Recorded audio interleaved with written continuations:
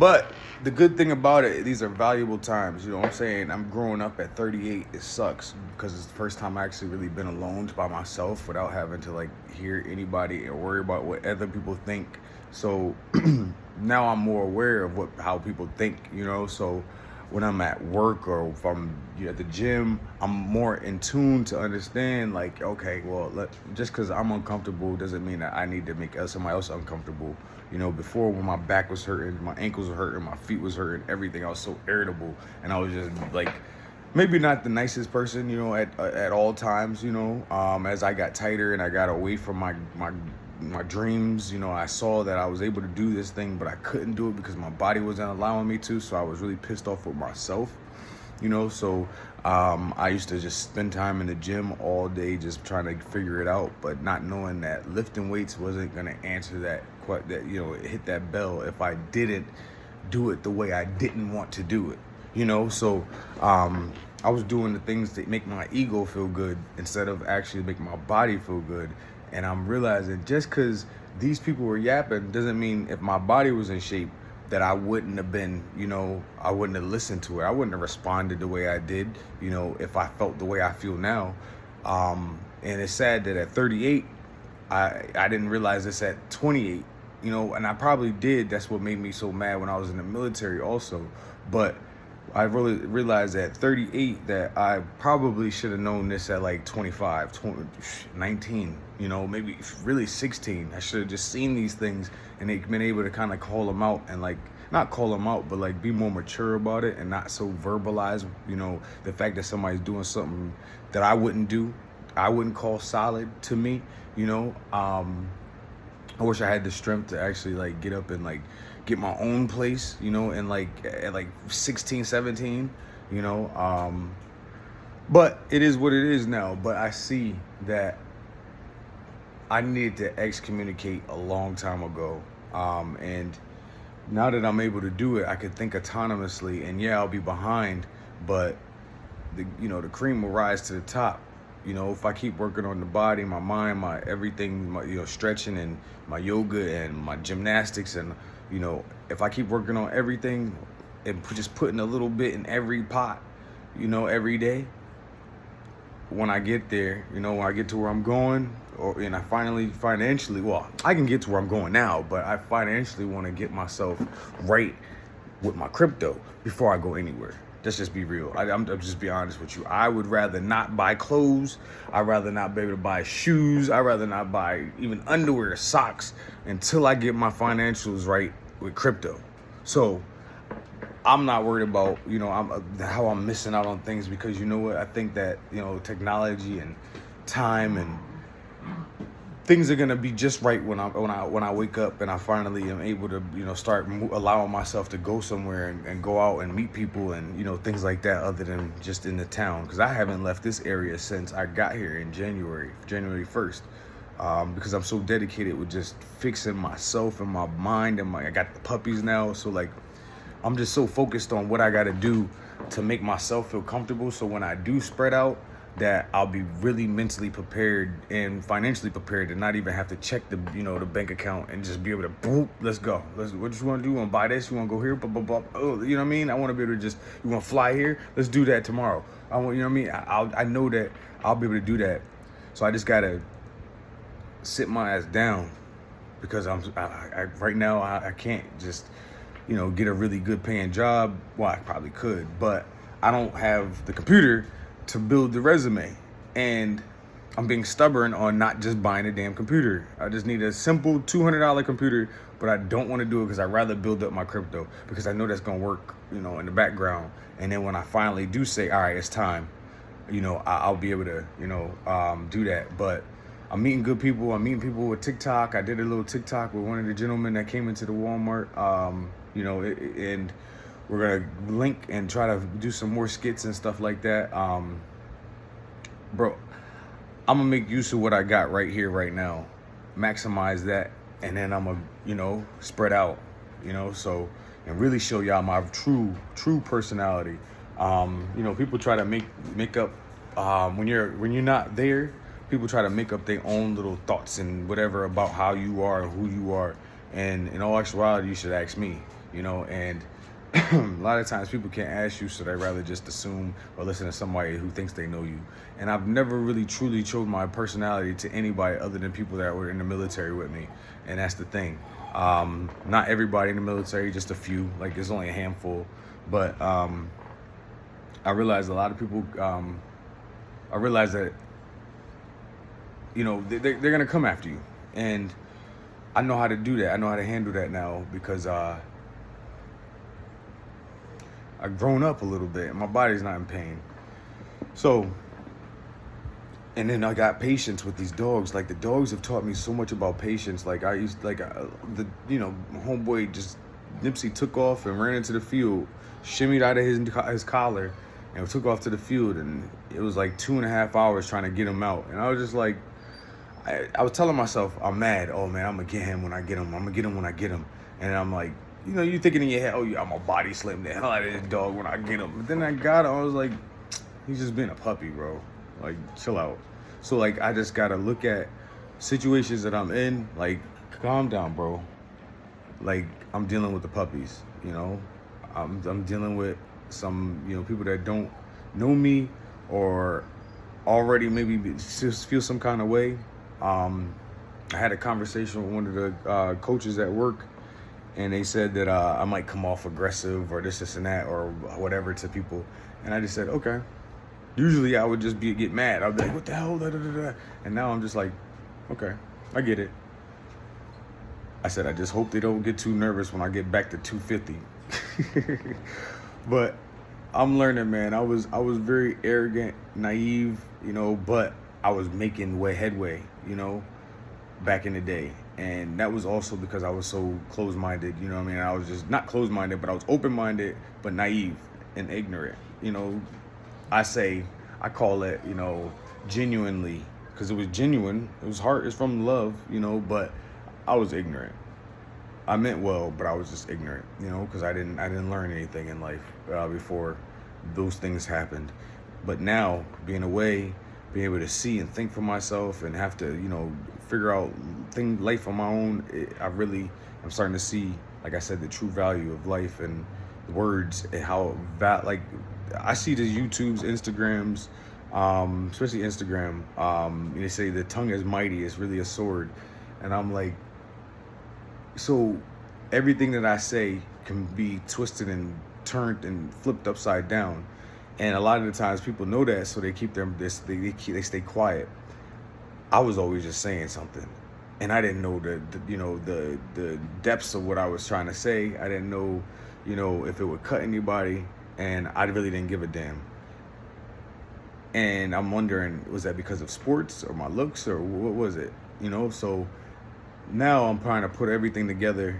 I'm trying to put everything together so I can make a really, dazzling human being for people. But yeah, that's where I'm at, and I'm truly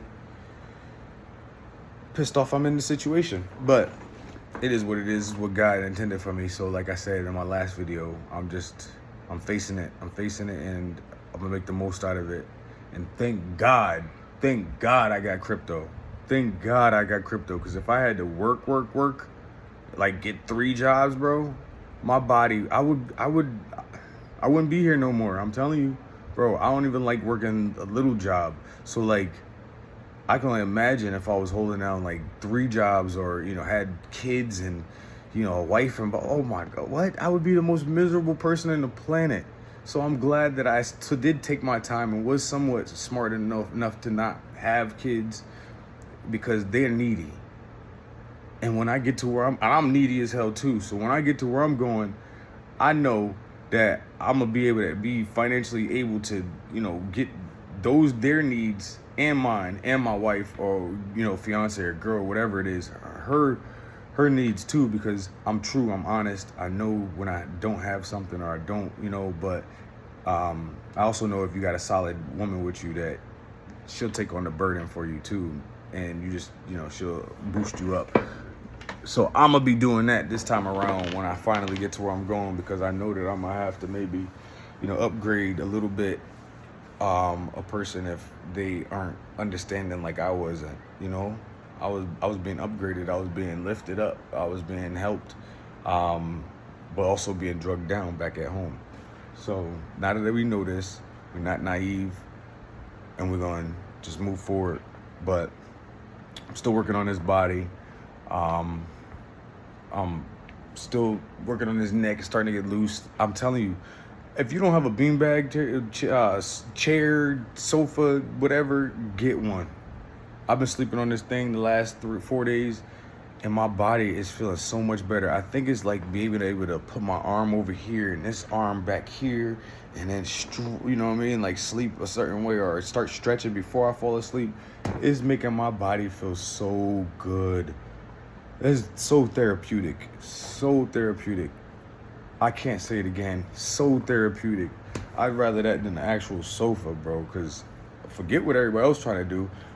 I know that that's gonna take care of my body, you know. And forget a real bed. I want one of these. Like, if it just didn't move around so much, like you got patches over here, you gotta. But it is what it is. I love that thing. I'm so thankful I got one. And something was always telling me to get one, and now I see that it's really opening up my body. My feet were hurting yesterday at work, but it's because I've been in the gym now, and I was working on my legs and everything, and I just know it's gonna pass. It's not gonna be there forever. It's just gonna be there for a little while. Suck it up. And before, I would just get mad and be like, yo, I gotta get out of work. I gotta, you know what I mean? I was hurting. I was on a 10 before I even got to work.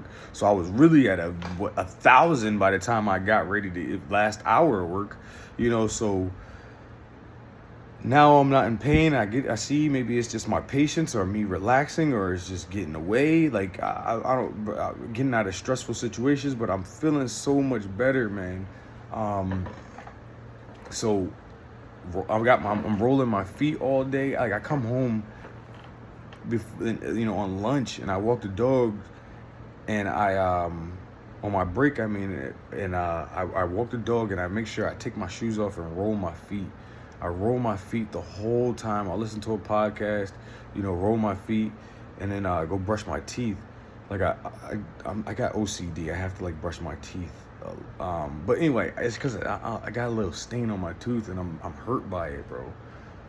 But anyway, yeah, I rolled my feet out, and it's starting to feel so much better. And one of the ladies at work was telling me that, and I also met, and I think it was someone important at the college, the university here, and he told me to work on my flat feet. He said, take your shoes off, and then go on a regular floor, or like a marble floor, not a marble floor, but you know what I'm saying, a tile floor, and then put your feet down, or a concrete, and put your feet down, and when they're wet, and see if you can see your arch, or if it's flat. And I have an arch, I know that for sure, but it's just my feet, like I still got my plantar is still like tight, going to my big toe, but it feels like it's my little toe, but I can't get my little toe to spread out. So he also said start really like pulling, and I totally forgot. Start pulling on that toe. So I'm gonna start pulling on it again. That hurts so bad, pulling on my toe, but it's that tendonitis. Listen, tendonitis is a mother. Don't you ever allow yourself to have surgery if you can fix it yourself. Like, this foot surgery was not necessary, but my mother insisted on it. And this is the reason why I'm not playing basketball right now, because of this foot. This foot gave me that mindset that I was weak. It gave me that time to be stuck around them and listen to what they said, how I can't do this, I can't do that. And it gave me doubt. I really wish I never let her get. That's when I knew that it was starting. Her narcissism was starting. She was really. That's when she knew that she finally had me, and she was not gonna let go at that time.